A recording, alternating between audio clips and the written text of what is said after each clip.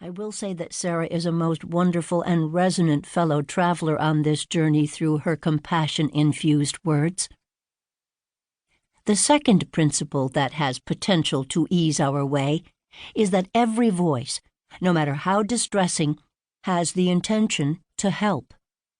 That single realization begins to calm the war that often wages inside between the parts of us we love, or at least tolerate, and the parts we hate and want to get rid of.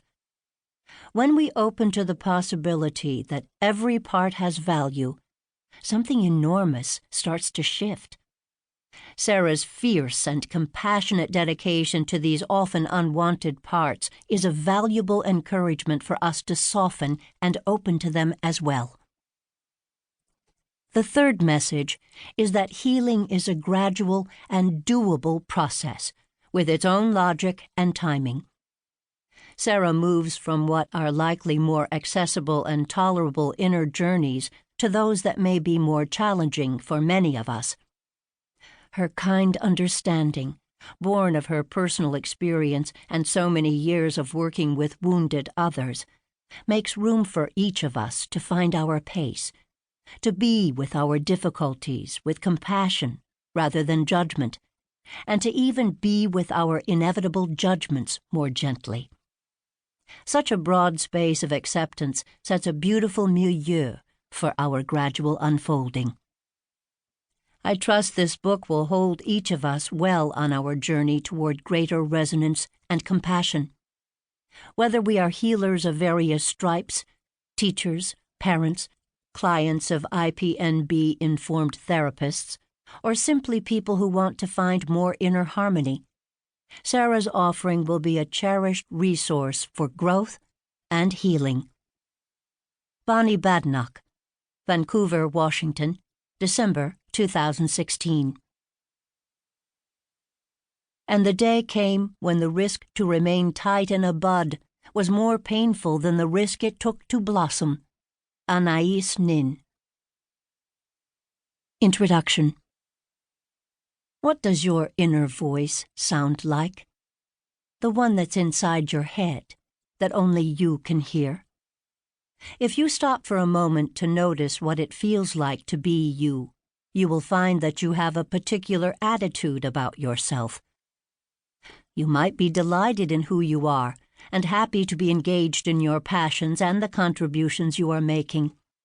If this is so, you are probably listening to this book so that you can make your contributions to others even more meaningful. People can also feel disappointed in themselves.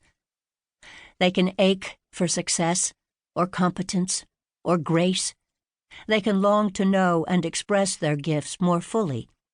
They can feel angry at themselves, or they can feel depressed, or they can feel more grief than they can bear. For these people, the emotional tone of stopping for a moment might be so overwhelming and painful that they avoid being alone with their thoughts at all costs, even to the point of hurting themselves with an electrical shock that they previously said they would pay to avoid, rather than just sitting and thinking. When people struggle with depression and shame, or with the threat of rage overtaking them, they learn sidestepping techniques that stop them from being alone with their brains. Always staying busy, endless games of solitaire, staying plugged into social media on their phones, being a workaholic, or addictions to change what it feels like to be themselves. A good working definition of depression is a persistent feeling or state of sadness, loss of a sense of pleasure, and loss of interest in life. Can be accompanied by fatigue and constant overwhelm. Every person has an inner voice. In some people, it is expressed in words. In others, it is more of a tone. The inner voice can be a constant flow of emotional warmth. It can be expressed as a river of difficult emotions. For still others, it might seem emotionless, consisting of reviewing the layers of conceptual planning of our social lives and relationships, and checking to see if our lives are on track and if all the moving pieces are running in